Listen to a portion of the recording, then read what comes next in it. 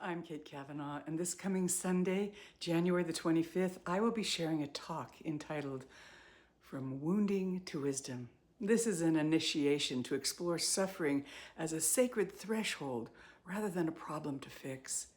In this talk, we're going to look at how pain becomes an initiation when it's met with consciousness and awareness and compassion and presence, and how embodied wisdom is born not from avoiding our wounds, but from allowing them to refine us.